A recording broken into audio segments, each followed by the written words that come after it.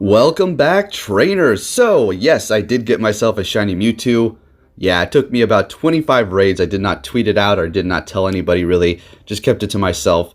And I'm happy with it. As far as the IVs, they're not looking too great, but this is going to be a lucky trade with one of my friends that I am lucky friends with as soon as I do get one. So, unfortunately, the Mewtwo raid day was canceled. What happened was the Mewtwos were simply not spawning. And then after that, the fact of the matter, they gave everybody, well, they put Mewtwo's back into the raids for another hour, but by that time, everybody had gone home, and reading the comments on Twitter from the Niantic support on everybody's complaints, they were still not happy with that extra hour because, well, everybody was sitting around, nothing happened, and then after everybody just said, okay, forget it, let's just go home, then the Mewtwo starts spawning, and that there is no good, unfortunately. So they will be giving us another Mewtwo raid day. I don't know exactly when. By the time you see this video, I'm sure they probably still wouldn't have announced it, but in the future, we will know. So yes, shiny Mewtwo with Side Strike, fantastic. I mean, it looks great, and it is the strongest Pokemon in the game. So yeah, I'm definitely going to be maxing one of these out. I have wanted to bring you guys a video completely powering it up, going and testing it out, just like the good old days, but I simply want to wait until one of my lucky friends do get one. I don't know. Hopefully they'll get one soon. Hopefully. If not, I'm just going to simply power up. I don't know if I should power up my shiny. As you've seen, the IVs weren't looking too great, but I do have a lot of these Side Strikes that are fantastic. So how many of these Mewtwo raids have I done currently?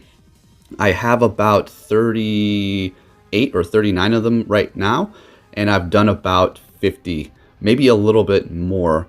They just run away, or I'm simply trying to get to the next raid and run from them if they weren't a good IV. So let's see which one is going to be my best one here out of the current ones that I do have. Probably this 96, looking pretty good.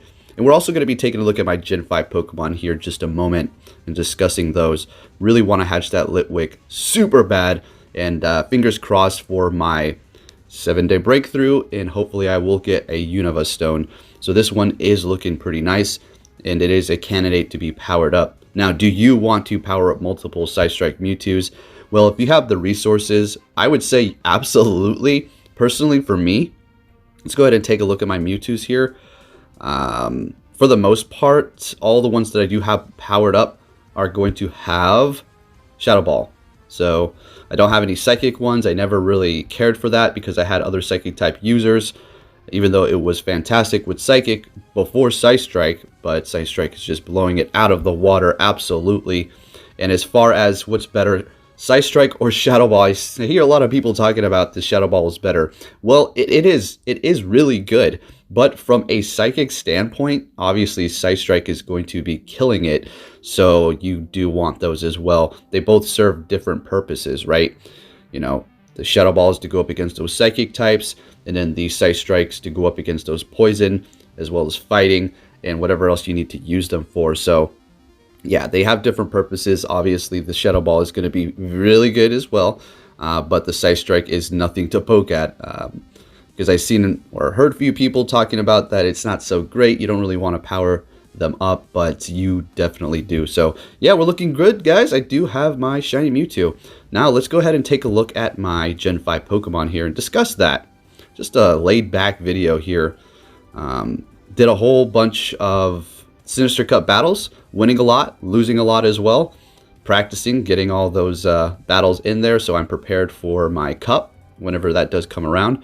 With those shiny Cresselias, a lot of these actually, I had this many, and I actually think I gave one away without even wanting a shiny in return, as well as trading a bunch of people at GoFest. These are actually, oh, that's why they were marked trade. Okay, that came from Scarlet. I don't know why we're looking at Cresselia. Well, I guess since we're on the topic, Cresselia for the Sinister Cup is going to be able to do some work for sure. Only went up against one person who used it. Anyways, moving on to the Gen 5 Pokemon here. Pignite. And I'm not too concerned about Embror because, you know, Community Day, right? Obviously, I do want to add it into my Pokedex, but I'm not in any rush to get those Gen 5 starters completely fully evolved here. Watchog, caught this in the wild. Don't know why that's not startup. Nothing too special. The IVs are okay. Then we have this Lillipup, which, as a matter of fact, we're going to be evolving this right now. Take a look at those IVs. All right, it's nothing special, you know, it's close to 100. Too bad I still don't think I have a lucky 100 Pokemon yet. So, Lillipup, traded with Scarlet, of course. And I did catch a Herdier in the wild already, but we are going to evolve this now. So, hope all of your Gen 5 hunts are going fantastic. I see a lot of people also saying that they can't find too many of the Gen 5 Pokemon in the wild, but, you know, just give it time. It was just released. I'm out here grinding a lot of the time. Not as hard as before. I need to, but I need to also pace myself, right? So there we have Herdier. Now let's go ahead and get a new Dex entry here. So, Stoutland. The shiny for Lillipup always gets me, guys. Like, I don't know if it's going to be shiny or not because it is very just minuscule. You can't tell too much when you click on it. You're just waiting for those sparkles. So there we go. There we have Stoutland. Funny Pokemon here. The big mustache. Look at this guy. Okay, pretty cool. So I have invested rare candies, and look at that too. That CP is just massive. So we caught both of us caught these high CP ones. Immediately traded them. We're like, watch, let's see if we can get them lucky, and bam, they went lucky. So we're looking good there. Purloin, all right, silly Pokemon. When I put it to the side, just look at the paws there. Sassy little thing. Have a couple of those, probably going to trade those off so we can get Luckies possibly. And then Liepard, which I did catch in the wild. It does have Charm and Dark Pulse. IVs, not so great, but at the end of the day, this one's nothing too special. I caught a few Panpours here, and it is going to require a Unova Stone to evolve it. But my plans are, if I do get a Unova Stone and still do not have a Litwick, I don't care. I'm still going to hold on to those stones currently because they're not so easy to come across, as you may know. And I'm not too thrilled for this specific evolution currently right now. I'm pretty sure I do have a PvP one. I don't know if it's even going to be any good. I don't think so. There it is. Yeah, look at that. So this one's definitely a keeper. Hopefully it stays under that 1500 threshold when I do evolve it. I haven't checked that out quite yet. Not too sure why this is starred. Probably just so I don't transfer it and I can trade it. P-Dove, all right. Caught a few of those, hatched a few as well. Not too worried about the evolve forms. Then we have Blitzel. I do believe I hatched one and then I caught one. Let's see, I think this is the hatch here. Yeah. And then we have the one that was caught in the wild. I actually caught this in the wild as well, as you can tell with that CP.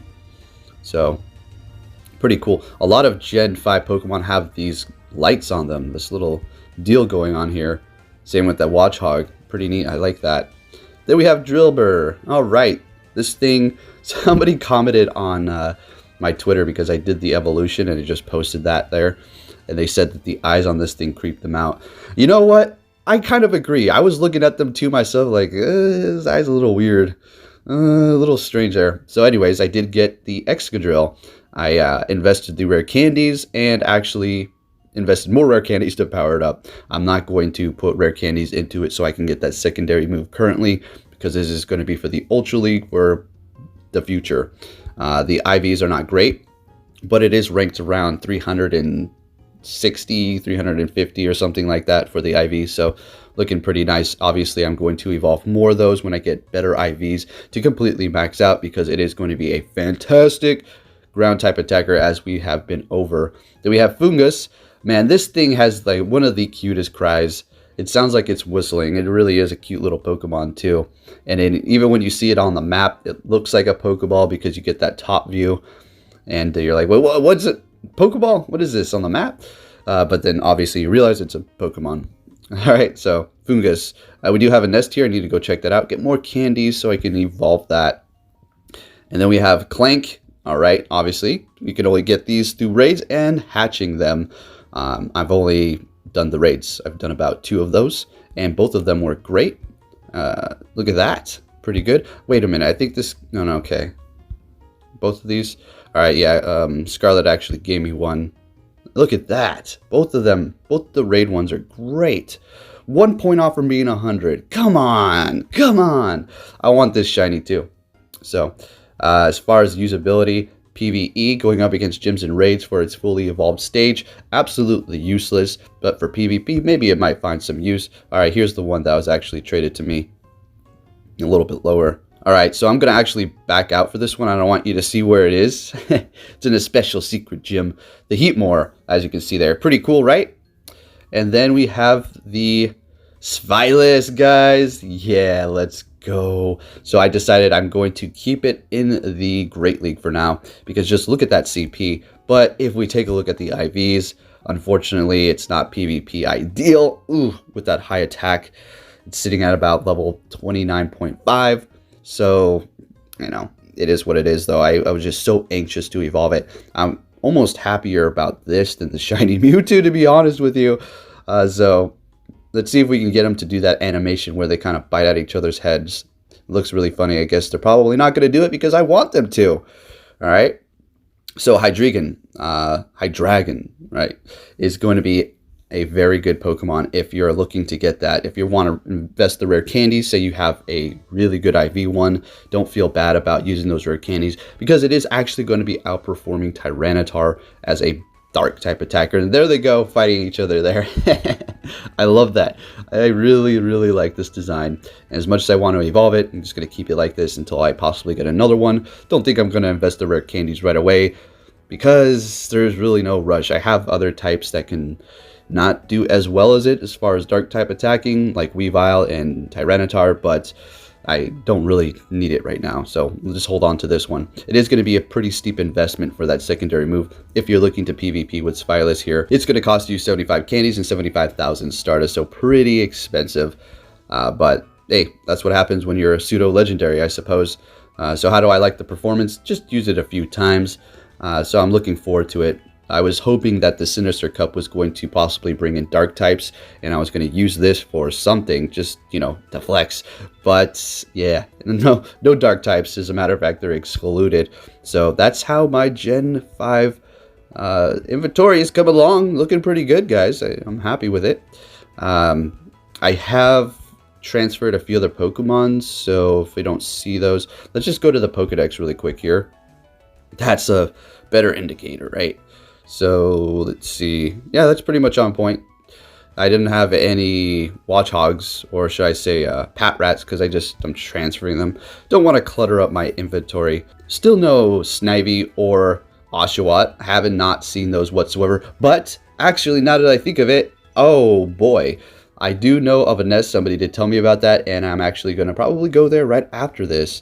So I am currently hunting the 10-kilometer eggs right now as much as possible. I'm not concerned about the 7-kilometer eggs and the shiny regionals at all right now. I'm done with that. I hatched so many of them, non-shiny. I'm not sour about it. I'm just moving on to 10-kilometer eggs now to see if I can get that Litwick or another dino, possibly with good IV, so I can max out a Hydreigon, which is going to be amazing looking. So just going to keep it going here. If you enjoyed this video, please give it a big thumbs up. Share it with your friends if you did enjoy it.